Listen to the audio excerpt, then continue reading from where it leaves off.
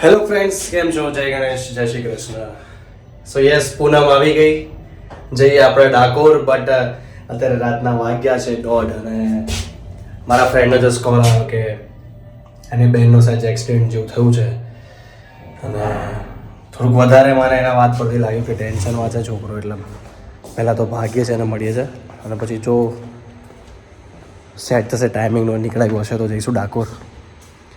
બાકી તો પહેલાં તો પહોંચી જ હોસ્પિટલ. અત્યારે વ્લોગમાં મારા બોલતા મને અલગ લાગે છે, પણ હવે જે છે એ આ છે. શું વિનય આવે છે, વિનયને કીધું ઊઠ, નાહવા ધોવાનું મૂક. સુમિતભાઈને ફોન કરવાનો તો એ પણ રહી ગયો છે, કારણ કે કશું નક્કી નથી જવાનું છે કે નહીં. હવે જોઈએ છે. બીજો એક ભાઈ બંધ મણિનગરથી છે, એ પણ આવવાનો છે. માર્કેટથી તો હું નીકળી ગયો છું. વિનય આવી ગયો છે નાહ્યા ધોયા વગર. કે જે બ્રશ કરીને આવ્યો પણ એટલો ગંધાય છે ને કે બધું બહારની વસ્તુ છે. અત્યારે ફટાફટ પહોંચીએ આપણે મણિનગર પહોંચવું વધારે જવતા વાળ્યું છે અત્યારે.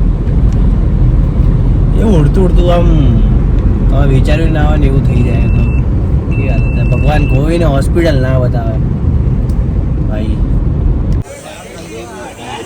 રાત પડે ને આ લોકોને ભૂખ લાગે. અમારે નહીં ખાવાના એટલે આના કરતા વેફર ના એક પેકેટ ખાઈ જજો, પતી જાય. જો અહીંથી વેફર લઈ લે બધા મસ્કા પણ ખાઈ લે. મસ્કા પણ આ અમારે મણિનગરનું સ્ટેશન. આ બુકિંગ કાઉન્ટર. તો બસ આયુષને ઉતાર્યો હોસ્પિટલે, કારણ કે એના બેનને બિચારાને એક્સિડન્ટ થયો છે ને અત્યારે આ 3 વાગ્યામાં ઉઠીને આવ્યો ને ગોબીવાળા પરોઠા ને આવું બધું ખાધું આ લોકોએ. ચીઝવાળું ગોબી પરોઠા. હા, ગોબી પરોઠા એક જ બધું પાદમ પાદી કરીને બધી પથ્થર ફાડ નાખશે આ લોકો. ગેસ તો તને થયો. ગેસ મને હા તો લે તો થોડું રહેવાનું. પણ સો ગાઈસ, દેવર્ષને ગેસ થયો છે. ગેસ બધાને થાય. તને નહીં થતો ગેસ? એટલે તને ગેસ થાય તો શું થાય ટોપા? નહીં થતું. હે નહીં થતું. નહીં થતો? ઉઈ જાય હેણ હવે. તું ફ્રેશ શેનું કરે વિનિયા? તારું મોઢું દેખાય. મોઢું દેખાય તારું. દેખાતું તું એમનામાં ચમકતું હતું નહીં એનું મોઢું. એટલે હવે અહીંયાથી નીકળ્યા છે, એલજી પહોંચ્યા છે. પહોંચી આપણે બરોડા અમદાવાદ એક્સપ્રેસ હાઈવે.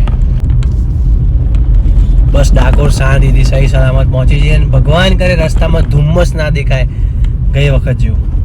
હવે ઠંડી નહીં એટલે નહીં દેખાય.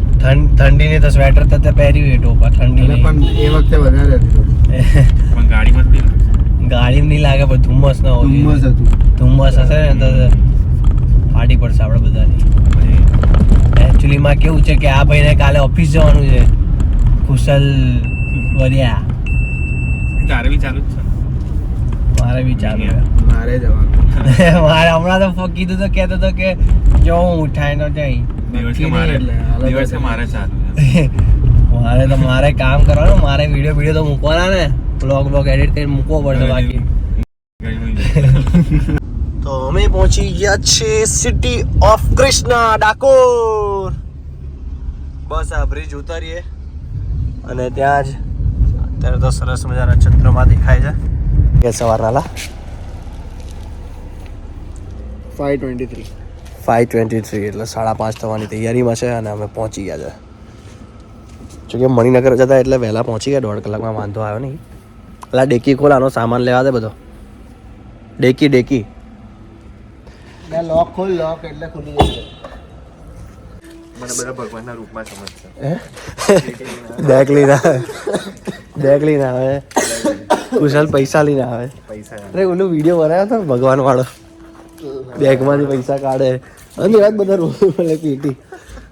પેટી લઈને અચાનક તેને પકડે પોલીસ અને અંદરથી બાટલી તો નાખી દો જેલમાં. ખોલાવડાવે તું ઓરિજિનલ તને ભગવાન દેખાય ને ત્યાં સુધી તને રાખે. ઠંડી તો છે અહીંયા. અત્યારે ફોર્મ પમાવે ભલે ટી શર્ટ પહેરી, પણ ભીડમાં આમ તો નહીં લાગે, કેમ કે ભીડમાં જો પૂનમ જેવો ચાંદો દેખાતો. હજી તો આજે રાત્રે ફૂલ દેખાશે ચાંદો. કારણ કે આજે પૂનમ છે. નંદ ઘેર આનંદ ભયો જય કનૈયા લાલ કી આદિ ગોડા પાલ કી જય નંદલાલ. ડોક્ટર જેવું લાગે કોઈ માદું પડ્યું ને બોલાયો ને કે ડોક્ટર સાહેબ જલ્દી આવો. છોકરા મારા છોકરા નહીં થતા ડોક્ટર બોલાવે ને તો આવી રીતે જાય કુશલ્યો પેટી લઈને. નાના છોકરા મોકલેલો નાનો છોકરો બીજો પેટી લઈને અંદર જાય. ડॉक्टर साहब पेन पप्पा के हमारे लड़के को वो बंद नहीं होता है वाल खुल गया है. જોઈ લો ભાઈ ગર્દી જ ભક્તોનો જમાવડો આખો. આમ તો જવું છે ને જલ્દી આવો ને લા. અત્યારે થોડીક ભીડ ઓછી છે થોડીક એટલે ક્યાં જોઈ લે ભીડ. અરે આ તો ગુજરાત નજીક જા સિંગડું મારશે ભાઈ ખબર પડશે ક્યાં.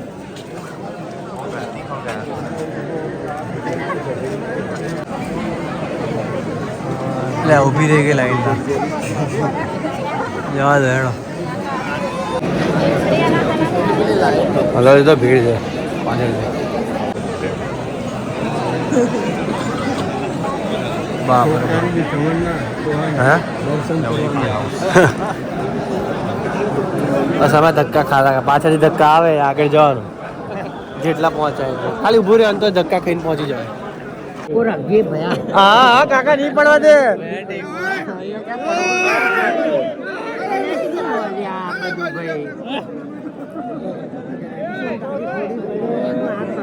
બાપરે બાપ ઓટોમેટિક જ જતા રહે. હે ઓટોમેટિક જ જવા એટલું જાઓ. બાપરે બાપ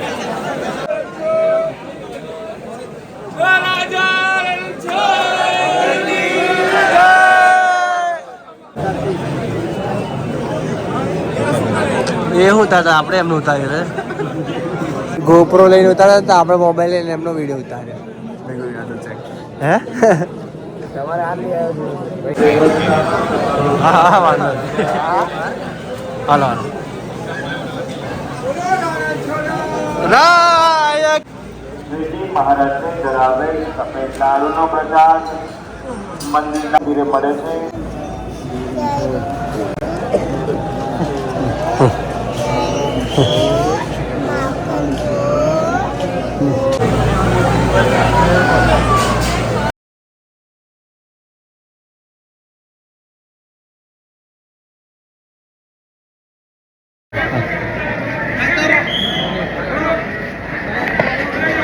ચલો ચલો ચલો લક્ષ્મીજી ચલો.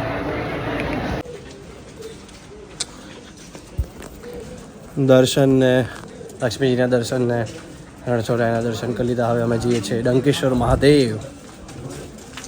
જોડે જોડે તમને આ સરોવર સરસ મજાનું ગોમતી નદીના દર્શન કરાવીએ. અમે બેઠા છે ગોમતી નદીના કાંઠે. ડંકેશ્વર મહાદેવ અજવાળું થઈ ગયું. અહીંયા છે ગણપતિ બાપાનું મંદિર. અહીંયા મહાદેવ. આ રીતની રહી અમારી ડાકોરની ટ્રીપ. દર્શન કર્યા હવે ઘરે ભાગીએ છીએ. રસ્તામાં વચ્ચે કંઈક ખાવા ઉભા રહીશું પણ સ્વીટ ખાઈશું. યાર રહીશ ના કર ખોટી પૈસા નહીં આપે એ લોકોએ. સો ફ્રેન્ડ્સ મળીએ નેક્સ્ટ વ્લોગમાં. જય ગણેશ જય શ્રી કૃષ્ણ. તું દેખાતો નહીં તારો શેડો લાગે છે. ના વિનય જ છે. હા હું જ છું.